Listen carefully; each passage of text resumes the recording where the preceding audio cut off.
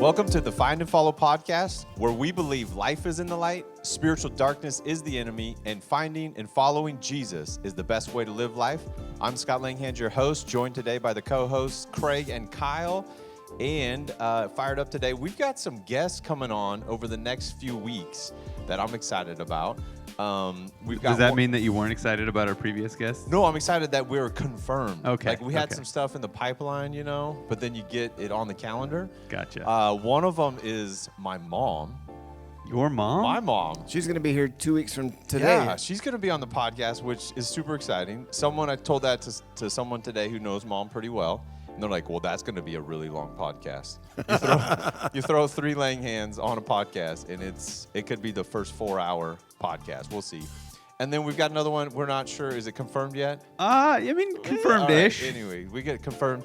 But today we've got a special person, but then it's also our first digital guest, which hopefully, Lord Jesus, all the technology works out and everything's good. But our guest today is a basketball Hall of Famer, a national champion. Oh, God. Right? And then we had to start there. But then he's a good friend. He's a mentor, someone that I've known longer than my wife. Pastor Wes Davis is on the podcast today. Wes, thanks for joining us. Thank you for having me. I think, Scott, I remember a specific day that you went to a chapel at a school. Roger that. Northwest, and you came back and you were especially happy. Yes. And I was like, I think I said, like, man, you're like really smiling. Yeah. And you said, I met someone today. Yeah, I probably was smiling for a few months. Yes, sir. That was a good day, huh? It was a Are very you good still day. smiling after all these years of marriage? So Absolutely. that's what we want to know. Yeah, yeah. Yep. Like, it's still cheesy and awkward. My wife, even this morning, Amy was like, what are you doing? What are you doing? I'm like, I'm just smiling at you, literally. So, it's still going on. I like the way she tells that story, though, too, because I don't think she left the chapel smiling as much as you did. No, she had no clue. She had no idea. But Wes, I started with the Hall of Famer, but you're a basketball player. You played at Northwest, so you're in the Northwest University Hall of Fame. For anybody who's like Googling right now, NBA Hall of Fame, Wes Davis. I've never heard that name. Yeah, no, it's it's NCCAA. There's an extra C. Well, if you say it fast, I was going to nobody say, picks just say that it up. quick enough. The extra C is Christian. So Yeah, but you're still a champion. That was your schedule. Those were the games. Those were the people you could play, and you beat everybody. yeah, we didn't have the opportunity to play Duke, in North Carolina. We don't know how that would have went. It's true. Now, let's be honest, though. You're a pretty solid ball player. We've played some basketball together, and you were following Jesus. I mean, did you have an opportunity to go anywhere else, like college basketball-wise, or were you just going, I'm going to be a pastor, so I'm going to go to Northwest? The last game I played in, I didn't have the type of body to transition from the double C NCCAA to the NBA. All right. That's much of a leap. But I did last game I played in, had the opportunity to go to Europe, and there's several leagues in Europe that you would play in. Didn't sound, I had already decided I want to be a pastor, already accepted a job, was getting engaged and going to get married. So Yeah. not even interested, but I don't know. I could have traveled around and stayed in a hotel with 9 guys and played basketball at 2 a.m. Right? Yeah. That sounds pretty good, or not. I mean, you know. Wes, the way you put that, I thought was a little interesting. I didn't have the type of body that I needed. You didn't say anything about skills or experience, but He had the skills. you didn't have the type of body? Well, if we could have played horse, like if you're playing horse for the NBA, different story, you know. But apparently, I knew the day that I wasn't going to be able to do it was I was playing in a game with a guy at that level, and I tried to block his shot, and I landed before he shot it. That was the moment I was like, I'm not probably going to make it at this level. You're not going to be able to go into bulking season too much. But you're a 6'6" point guard with handles and skills and could shoot, right? Is that a fair assessment? That was I would say that was true 20 years ago. Okay. All right. Well, you know, you could probably school all of us still today. But anyways, I don't know if we brought you on totally to talk about basketball, but real quickly, Just wanted to extend an invitation. If you want to jump on the Gonzaga bandwagon for the year, because your Huskies aren't doing so great, it's Washington State still. You still can jump on. You're not like against the Huskies just because you jump on the Zag bandwagon. I won't ever be able to do that. But I will say that Gonzaga, because I root against them every time. But you could jump on this year. We give you an exemption, COVID exemption. No, but they play really good basketball. So the hardship of it is that the Huskies play, to me, a type of basketball that I hate to watch. Oh. And Gonzaga plays a type of basketball that's fun to watch. So it's just like watching your ex-girlfriend date a guy better than you. Right. So you have been watching. That's cool. That's great. You can keep watching. That's all I'm saying. Now, the people that are watching this podcast can't see what I just saw on the laptop there. Just as soon as you started talking about Wes getting on the bandwagon, his head was like this. Nope, don't even finish the sentence. Not happening. We have a few years of going back and forth with the Huskies, especially when the Huskies and Zags would play. We've watched a few games. I remember being at your house when Adam Morrison was crying on the floor because UCLA beat him, and you were like, "Hey, buddy, you'll be fine. That's great." Because I was probably on the floor crying, but you were happy. Well, I mean, at that moment, that should have been a cue to the NBA teams that Adam is not going to be able to make it at that level. Oh. Hey, he's got a ring, though. I mean, I don't got a ring. He's got 2 rings. Yeah, that's Yeah. what I'm saying. Dude's Right. got some rings, so. That's true. He didn't make it long, and No. he really, but man, I don't know many people who got some NBA rings on their finger, so. Yeah, that's true. Yeah. Well, Wes, you're a grandpa now. You got a. Yeah. Do you know? Is it Yeah. a boy or girl yet? Do we know? Baby girl. Oh, okay. Yeah. Very Yeah, fun. baby girl, and I'm not supposed to say the name yet, so Please I'm gonna hold don't. on to that. Yeah. But yeah, no, that's kind of crazy when your kid has a kid. Yeah. You're just because like you can remember 10 years ago like it's yesterday. So you're like, how do we go from we're going to the daddy-daughter dance to you're having a baby? It's just mind-blowing how time speeds up. And I know, Craig, you probably understand that. All too well. It speeds up. It's there. Time definitely shifts on you, but in a good way. It's pretty fun to watch. You know, she sat down with me the other day, Kaylee. She's born on Father's Day, and one of the things I did with her is I had 10 things in the Bible I wanted her to memorize when she was 9 years old. And if she did it, we'd go to the Space Needle together. And I probably made it too hard, but she still did it, which was, I mean, honestly, part of my issue. But she's funny. She said to me last week, she goes, "Dad, are you going to do that with your granddaughter? Because I think you should." Wow. So how fun was that for you in that moment? Oh, it's super fun, super fun. It really goes back to that's what my grandma did with me. So I'm kind of a kid that both parents worked, and my grandparents would come by, and you'd come home. I was a latchkey kid, You come Right. home, there's a key somewhere, no one's like wondering where you are or what you're doing. I mean, literally, you could be gone the whole day, as long as you showed up before you went to sleep, that's fine. Uh-huh. And but my grandparents twice a week would come over, and my grandma she taught Sunday school for like 30 some years. And so how like those papers you hand out to kids sometimes, I don't know if they still do that, but I would always lose it, like the chance that piece of paper would get home is like zero. Right. My wife did kids ministry for years. She referred to those papers as Sunday school trash because they would end up on the floor of the car and be there maybe for weeks. Right. Just Well, get so lost. that would happen to mine, but then on Tuesday, Grandma would come over and she had it.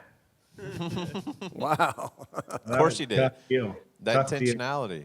So we always love to hear people's stories of how you found Jesus. I mean, family I know is big for you, and obviously grandparents, you're talking about them, but what's the kind of the abbreviated version for you of finding Jesus? Well, I mean, I was raised to know Christ and to love the church. I saw that example in my parents and my grandparents, but there still has to be a moment where you have an experience. And I can remember the first time for me was in 8th grade. My mom said, "Hey, winter camp's coming up and you should go. And I said, I don't want to go because I didn't know anybody in the youth group and I was pretty quiet at the time. And she's like, you should go. I'm like, I'm not going to go. And she said, well, you can go or be on restriction. Okay. So I chose restriction. Serious? And yeah. And then she said, well, actually you can go and be on restriction. Oh my gosh. That's a good mom right there. Oh, gee. I had a moment. I had to get away from whatever the normal was for me. And I was in a space where I started to think about things other than just my basketball cards. And I had a moment where I felt like God was real. I could hear him. I could feel him. It didn't sound like my voice. It sounded like it sounded like a voice that might have been speaking to me for a long time. And I can remember, the way that was organized, there was a place where if you wanted to receive Christ, to come forward to the front and kneel down, and I did. And so that I remember that 8th grade was that moment. And then you just have these experiences along the way where that grows inside of you. Yeah, and it begins to change the course, the direction of your life and the choices you're making. And like we already talked about, it ends up you going, hey, I'm going to help other people find and follow Jesus and go to get some higher education while playing ball still. And so for you, what's been one of those things like that's been helpful for you in following Jesus, personally, but then you see it in other people's lives too. You've helped tons of people over decades, find Jesus and follow Jesus, and seeing people, like all of us on the journey of ups and downs. But so for you, what's one of those things that really is like foundational when it comes to following Jesus? Well, it's interesting how your answer kind of changes the older you get. But now the way I would answer it is connection. I think the number one hindrance to spiritual growth is disconnection. And you see it in marriages. I've heard it said that if you're married to the same person for your whole life, you'll have 3 marriages to them.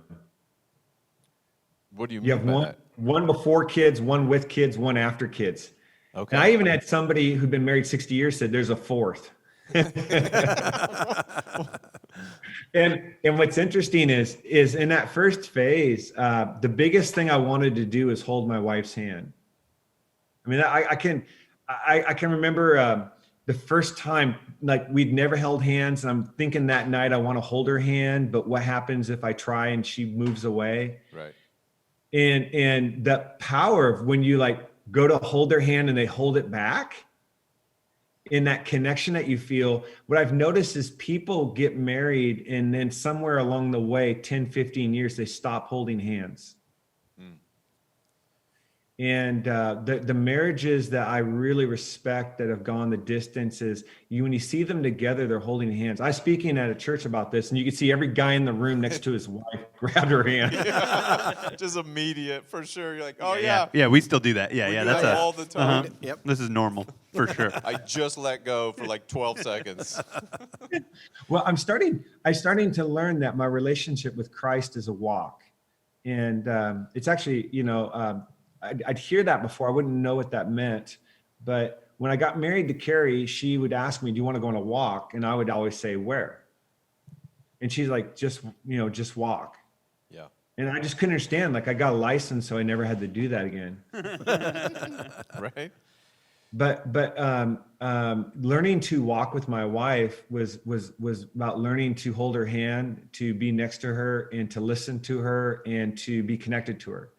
And I'm learning that instead of me checking in with God and then going about my life, learning to walk with Christ through a day is pretty incredible.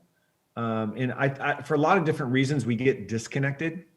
Like for me, one of the things I noticed in COVID, Scott, was my phone is something that I'm pretty connected to. Mm-hmm. And like I think Americans, we're so connected. Think about how connected we are. If we go to the bathroom and we don't have our phone, we're like, I don't know if I can do this. Right. It feels weird now.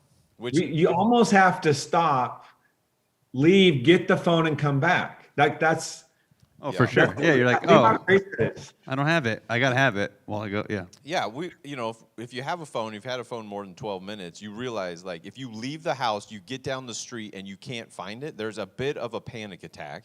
And then and then as an adult, you go, why am I panicking? You're like, well, people can't get, and you turn around, you go back. I did that get yesterday. thing. I got about a quarter mile from my house. Oops, no phone. Gotta have it. Yeah. I didn't even think about it. Went right back and got it. I left to come to work the other day, stopped to get gas, didn't have my wallet. I was like, it's fine. I'll just keep going to work. If it was my phone, I probably would have went home, you know? Exactly. Like I paid with gas with my phone, did the digital pay, and I'm like, I'm good. I don't need my wallet. Your phone does the whole day with you. Think about that. Yeah. Does the whole day. And one of the things that I started to do, because I found myself feeling not real good during COVID, it almost exposed a lack of connection, of distraction, maybe even spiritual fatigue. And I made a small step of saying, before I look at my phone, I'm going to meet with God. And no, I'm not like legalistic about it. If your phone's your alarm and you turn it off, whatever. But that way I'm not checking messages and email. And it changed. Morning prayer practice really changes your entire life and day. And so I'd come downstairs and I'd sit over in this chair here. And I found myself almost like role playing a little bit. Like you start to just say stuff because you're like, well, we're praying. And I had a moment where I felt like God said to me, stop. Just talk to me. And so the only thing I could think of saying was, okay, I'm here. In the moment I said the word here, I felt the presence and power of God. Yeah. And I felt like God said to me, man, I've been here the whole time. Like, think about that's who God is, right? He's here. Yeah. So if he said, what's one thing that helps kind of that find and follow, I don't know how you follow Christ without the connection. Yeah, that's so good.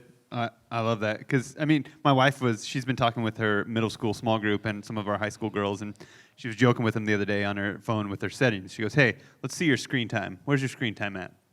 And she was blown away by the high school girls, like just ridiculous. And she was like, yeah, the other day I realized my dad was getting up for work and I was still on my phone and I hadn't fallen asleep yet. What? I'm sorry, what? So there's some teenagers that for one day, they actually have 25 hours of screen time. Yeah.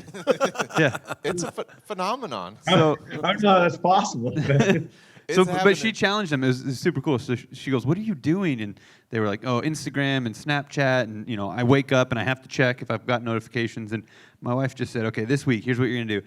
Every time you want to check social media, you have to go to the Bible app first and read the verse of the day.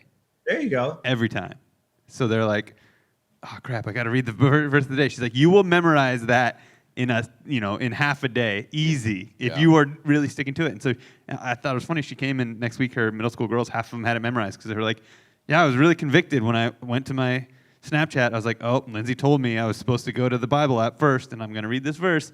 And they picked their phone up so much that, I got to connect to God before I try to connect with people I've never even met before. And the other thing that probably did was help them realize how addicted to social media they for sure. are. Oh, yeah. It's like, Oh, yeah. how many times did I have to look at the verse of the day? Oh, that's how many times Yep. I'm motivated, prompted to grab my phone and check social media. Yeah, the next week they went and they put the restrictions on. So that was like next step. She's like, okay, after 10 p.m., you're done. You don't need to be up at 5 a.m. Oh, that's killer. And yeah. What? So then I love what you did there, Kyle, because, or your wife, I mean, using the phone as a trigger. I think we need, I think God even knew that we would need reminders. He was like, you need to tie stuff to your forehead, your hand, on your wall. You need reminders. You're going to forget. Absolutely.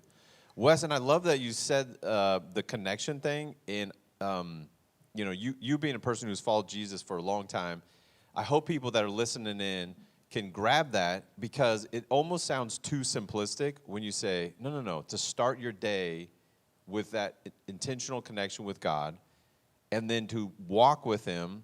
And you and I are both real like goal orientated. So like, yeah, let's go for a walk. Where are we going? What are we going to do when we get there? And what are we going to accomplish? But the journey factor and like, we're just side by side walking together. I think a lot of us can hear that and go, yeah, but what else you got? What else is there? And like, no, that is it. And if you can get that wisdom today, the connection with Jesus, that's a journey that is start the day off with filling yourself up with the Spirit. The rest of the day is a lot better. Scott, I really believe we want a list of stuff to do. I actually think it's stuff that's getting in the way. Jesus said, I'm the vine and you're the branches. Remain in me and I in you, you'll bear much fruit. Apart from me, you can do nothing. I mean, it's like the life of Christ. You know, it's the stuff that's getting in the way. And so if we can remove that. Yeah, that's the John 15 growth plan. That has stuck with me. Someone should write a book on it called Secret of the Vine or something, you know? Let's go. Let's do it. The John 15 growth plan was the title of one of Wes's messages. I couldn't think of a title. But that's perfect. It's 20 plus years old. I was thinking about you coming on today, and one of the first things I think about is John 15 growth plan. Stay connected to Jesus. I promise you, it was this morning. I was like, that has stuck with me because it's true, and it's what it was. If I could say to the listeners here, one thing. First of all, it's practice. So don't think of it as how am I doing? Am I winning? Is it going well? No, this is practice. We're growing in it. That's what it is. Right. But here's one thing to think about. Try to take one whole day connected to Christ. Like think about your entire day at work or at home or wherever you go when you get in a car, before you come home, just like in conversations with other people. Try to think what one whole day connected to Christ looks like in your everyday, ordinary life. And I'm telling you, that's where the spiritual growth and vibrancy comes. I have a friend, Scott, that practices this. In every conversation, they picture the face of Jesus in the other person's face. Whoa. Oh, geez. And so think about how your conversations shift when you see the face of Jesus in everyone you meet. Yeah. That's the Matthew 25 growth plan. Right. Come on. Second book. You know, Write that down. that whole idea of a whole day of connection with Jesus. One of the things I do that helps me at least do better at that is when I'm in a situation, a conversation, or a moment like this right now during the podcast. In my heart, just silently, I'm saying, Lord, what do you think about what's going on right now? I was in a meeting yesterday, and I had that conscious thoughts. Like, we were having a conversation. We were talking about spiritual things. I was with some pastors, and it's just, Jesus, what do you think about what's going on right now? And it just changes your heart, your perspective. And often the Lord will say, well, here, I'm glad you asked. Here's what I think. And you'll have something to bring to a conversation or a meeting or whatever. It's just a little trick that I've used that helps me get reeled back in and get my focus where it needs to be. Mm-hmm. Yeah, so Wes, like our story intersected a long time ago, and I think it's one of those times where I was listening to God, truly, because at the first couple of years of college were a little bit of like a Scott experiment with life and tried different things, and just kind of first time out of the house and just seeing who I was and what life was about. And my life wasn't blowing up majorly, but I know I wasn't genuinely like following everything that Jesus was saying as far as the connection. And so I remember real vividly, had buddies, roommates in college. They were going to this small place called Paulsville, getting on ferries. But their life, there was like an excitement to life. There was an energy. There was a purpose to their life that was greater than just college and academics. And so we were friends, and I'm like, where are you guys going every Tuesday and like most weekends?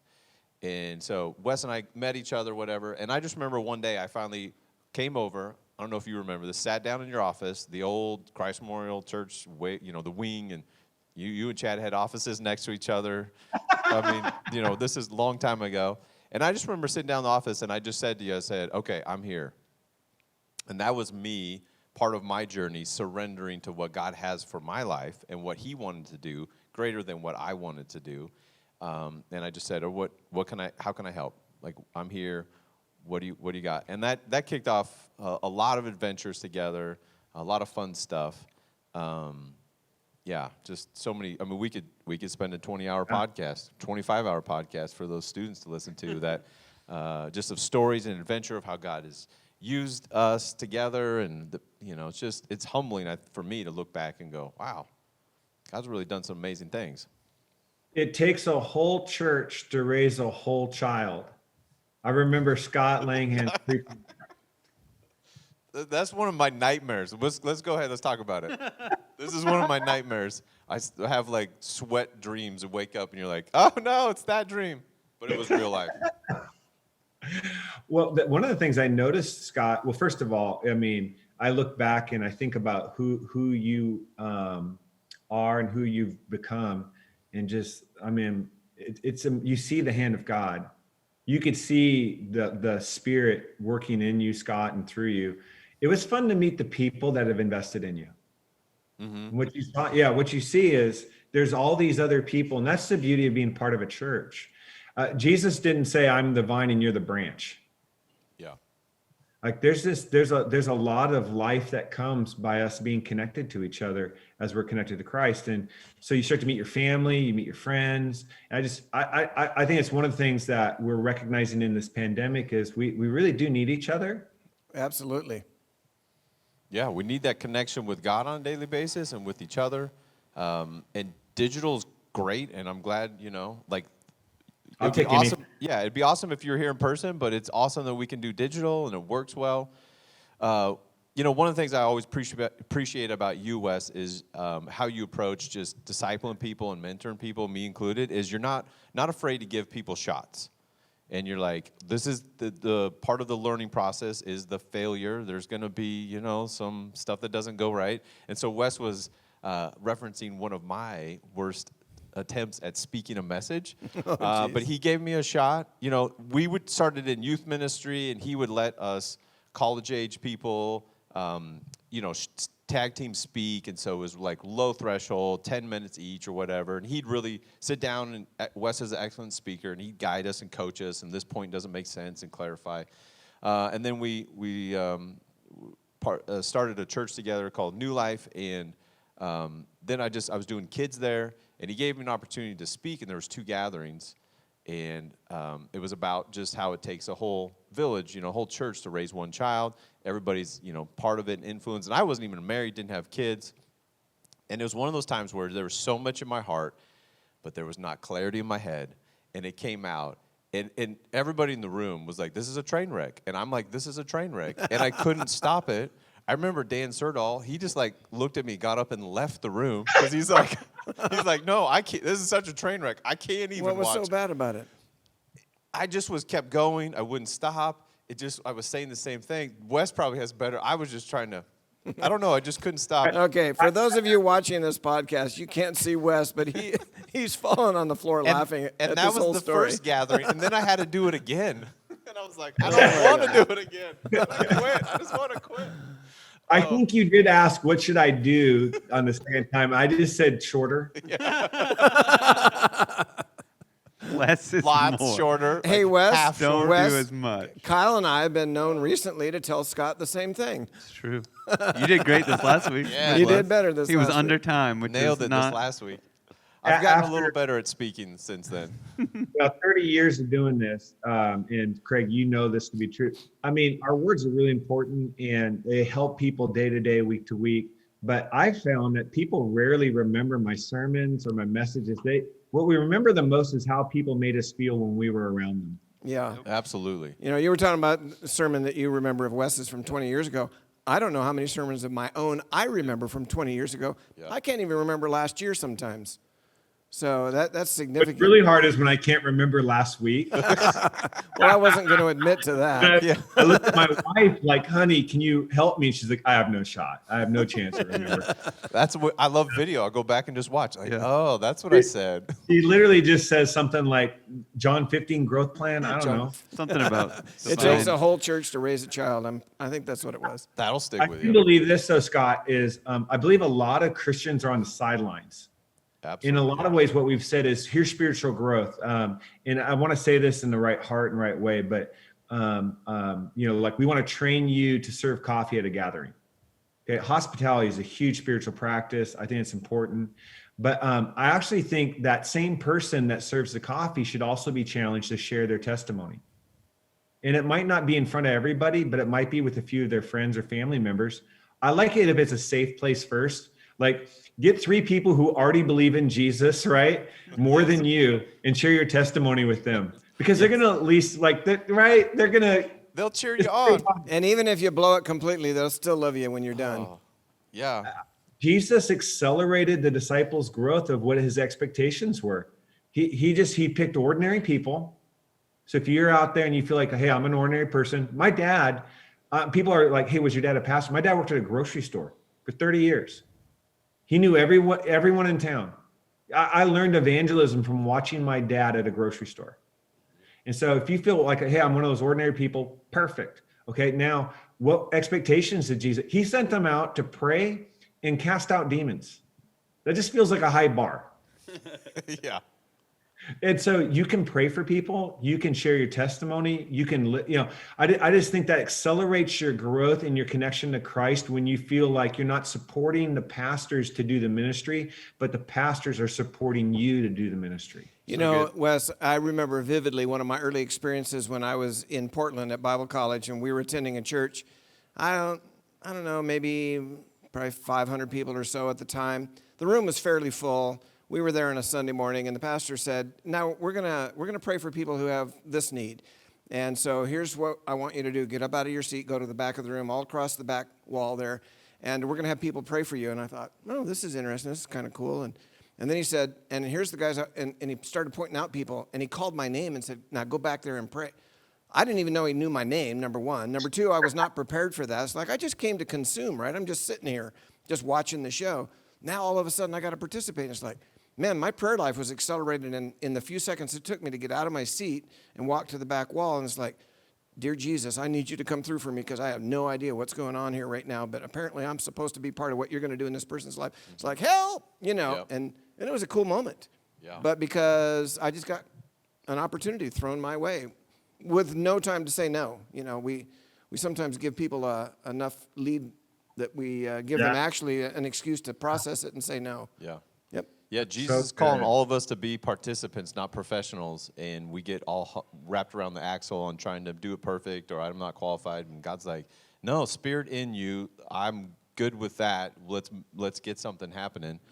Someone was just sharing, I said something on Sunday, shared a story about just loving your enemies, praying for those who persecute you and doing stuff for them, and they said, my sister has had like a 20-year meth addiction, and she has finally said that she would be in on going to an inpatient place and actually getting clean. And so she's, struggling to get there, but she kind of wants to get there. And she just felt like God said, write her a note. And her sister was like, hey, can I get a phone? Can I get a phone? Well, my mom, and this lady's an adult with kids of her own. She's like, my mom, can you give me a phone?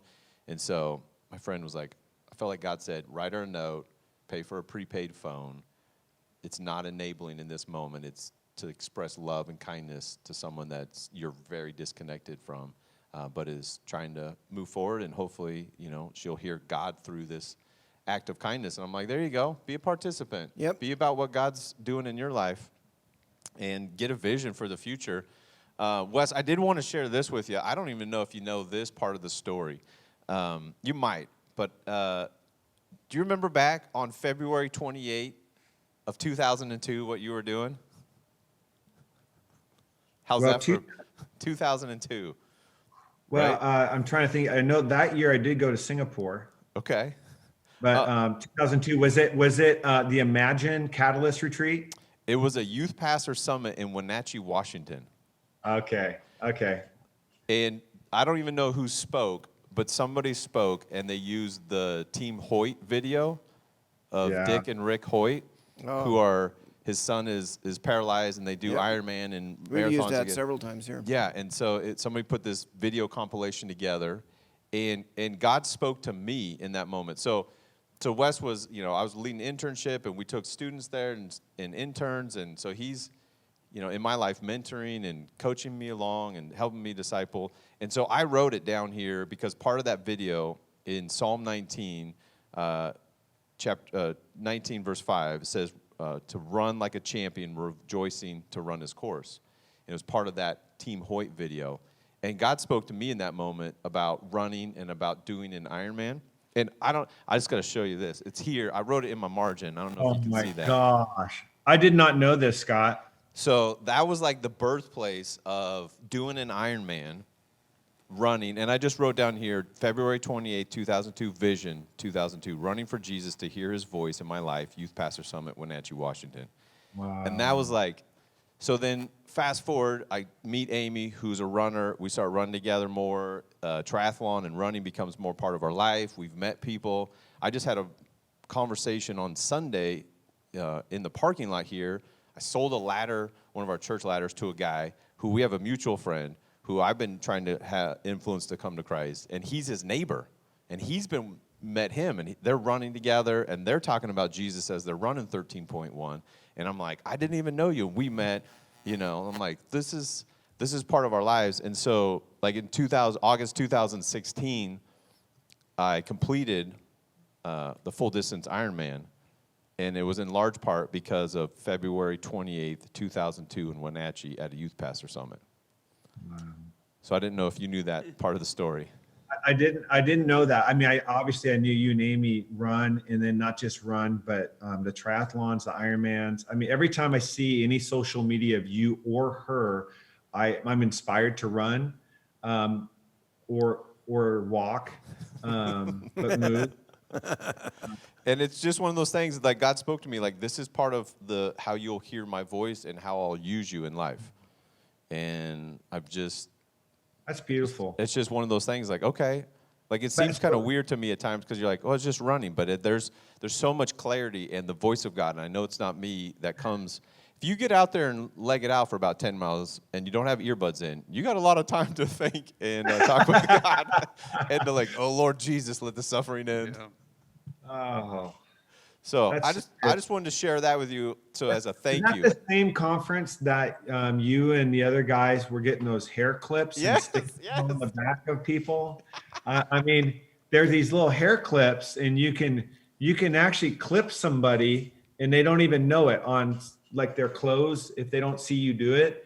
And I told you guys to knock it off, and I look up at the speaker of the conference, and he's got a clip on the back of his suit jacket. Come on now, you got to. Oh my gosh, you got to roll with some good pranks in life. Oh man, I just mailed a prank on Saturday. I'm excited to see how it turns out. They should get it on Thursday. Oh my gosh, you mailed a prank. I mailed a prank. They don't even know. Next level. Oh yeah, it's gonna be good. Is the recipient sitting on the couch here next to you? No. Anyways, I just want to share that with you. It's just far as like, hey, influence and impact that we have, whether it's inviting someone along to listen to a podcast or come to a conference. You just never know how God uses those moments in people's lives. Even just like you were saying about your dad, Wes, on having these encounters with people at a grocery store. And you're like, hey, this is just a one-off thing. But if God's saying, speak, do something, show some kindness, love, it changes people's lives. We're worried about saying the right stuff. My dad, I think he never said the right stuff. Even as a kid, I remember hearing him. I'm like, that's not going to work. I remember one time he was talking to somebody, and he's trying to invite him to church, and he said, "Do you like baseball?" And the person said, "Yeah, I love baseball." He goes, "You'd love our church." I cannot, to this day, there's one time he said to somebody, he said, "Hey, when you receive Christ, it's like a new pair of shoes." And the guy was like, "Man, I like new shoes." I'm like, "It's like the opposite. You're a new person." I as a kid, I was so confused. But it's interesting when my soccer coach, elementary school soccer coach, got divorced, and he was state patrol, and he was in a bad place and drinking too much. He came over to our house, not a pastor's house, came to our house and gave his gun to my dad and said, "You need to keep this for the night so I don't do something stupid." And his family started coming with our family to church, and I watched my dad lead him to Christ, or love him to the place where Jesus led him to Christ. And so he was just a guy that was easy to talk to, because you never felt like, because he wasn't worried about saying the right thing, you didn't feel like you had to say the right thing. Mm-hmm. Yeah. And I just think that's Simon Peter's first sermon in Acts 2, right? Read that. It's not that good.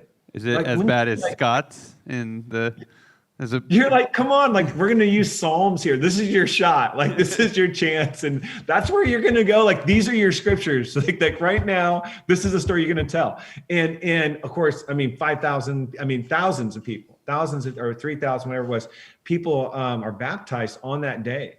And I just think I like what Craig said when he said, we give people time so they can back out. Yeah. I mean, you know, if you feel that Jesus is calling you to do something, that impulse of the Spirit. Last year, I made my word of the year. I don't know if you're supposed to do it. It's like a Christian fortune cookie, but I did it. And I made the word of the year connection. That was my word of the year last year. And Really? and it was like 6 months in, and I realized I was disconnected. Okay. Okay. And, So and like you made that decision before COVID. That's pretty interesting to me. Yeah. Yeah, I thought people needed it, and then halfway through the year, I realized no, that was actually I needed it. My wife is she's the opposite of me. She's just like doesn't want spotlight. She's really quiet. She's a wonderful person. So you know we fit great. Opposites attract, and That way you have more time to talk. She made her word of the year impulse, which immediately when she said it, I thought she meant about us too, right? She was like. Not that at all. Not a chance, buddy. Not a chance. Guess again. Her word impulse was that she would get these thoughts about people, you know, or, you know, acts of kindness, or wonder how they're doing, or I should check in. I haven't seen them in a while, or maybe I should reach out. And she started to recognize maybe that's the Holy Spirit. And she took 1 year and she decided I'm going to act on all these impulses to just care and love people. And so last year of COVID, 2020, she had a great year. I had a hard year. She did great. That's awesome. And so my word of the year this year is impulse. Yeah, let's go. That's a good one. I like that Let's one. learn and grow. That's awesome. That's so good. That's so good. I hope people, I want that too. Like, I don't do necessarily word of the year, but last year I did say be a person of action and to take, just go for it. Just jump on that, do that, say that. And a lot of times that's how we learn. Is that me making stuff up, or is that the voice of God directing my steps in this moment as we walk side by side and we are journeying together? And then a lot of times you find out like, no, that is God. That was God. That is impactful, meaningful for people. You love on them. And it's just a lot of trial and error. And so I think we gotta get off the sidelines and get in the game and be participants with Jesus. Yeah. And not be so hung up with the right words or necessarily the right action. Just have a heart that wants to love God and love people and just try to serve and love on people and help people. And you're not gonna miss far if you miss. You'll be fine.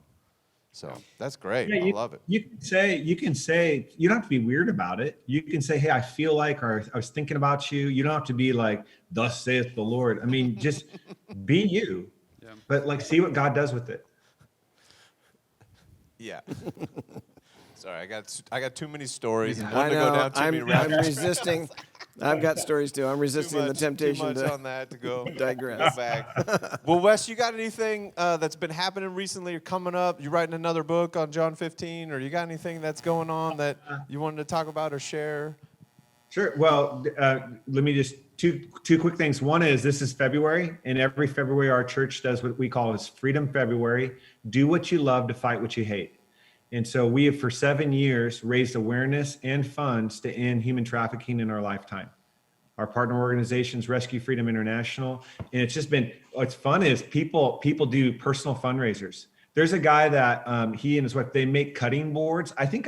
They wanted to make these and sell them at the church. I said, we're not going to do that. And then the staff did it anyways. And then I was like, no one's going to buy these. And then I saw one. And so they sold out like 3 times. I barely got my hands on one of them for $100. It's just amazing. And so, but there's just, there's a person who owns a restaurant and they're doing like all the tips for the month.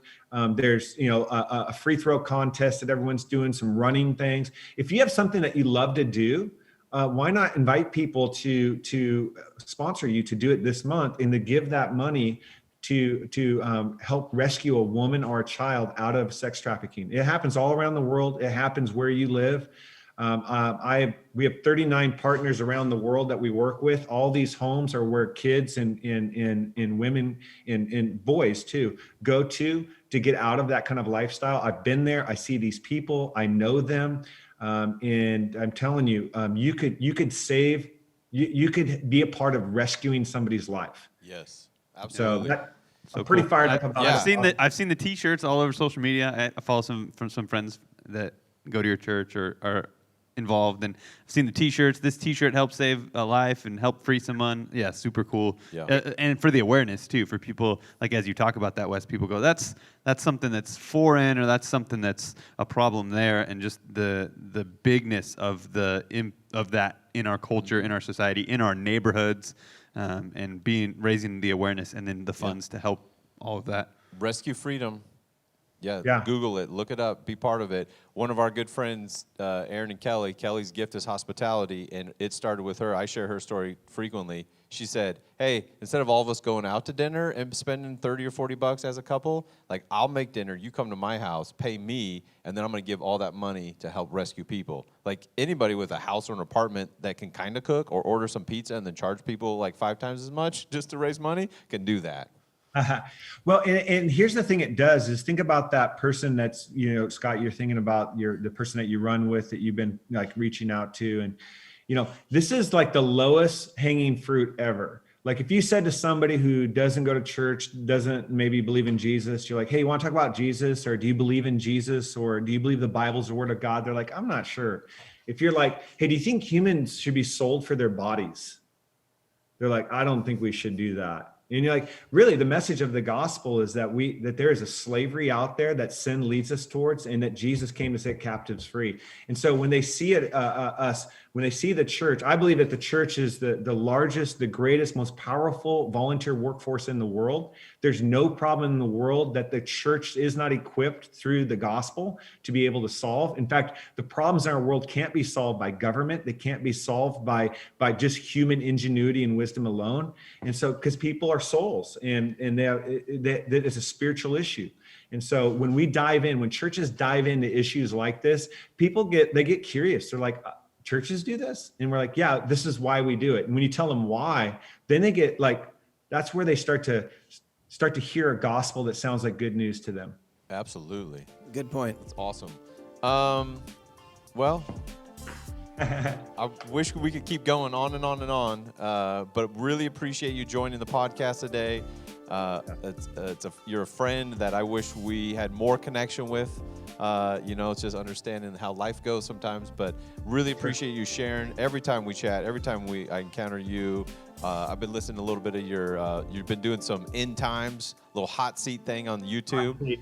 Yeah. I'm trying to calm Christians down. But you're like, grumpy Christians will not change the world. I'm sorry. We're going to need that. No, but your passion for Jesus and your fired upness, if that's a word, for the church and for people being mobilized to do awesome things for Jesus is contagious, and we are appreciative of your love for God and your ability to zoom in with us today, be our first digital guest. I just want to come out sometime and golf with Kyle, just so he can maybe take a couple strokes off my game. Done. Yeah. Let's do it. Let's do it. We got a foursome already. We'll put it together. I'll get Wyatt, and we'll play match play. There you go. I'm in. Awesome, Wes. Well, thanks for joining us. Thank you. All right. And everybody else, thanks for tuning in to the podcast. We'll see you next time. You can help people find and follow Jesus by subscribing to the podcast, sharing it with some friends, and leaving a review so it's easier for others to find it.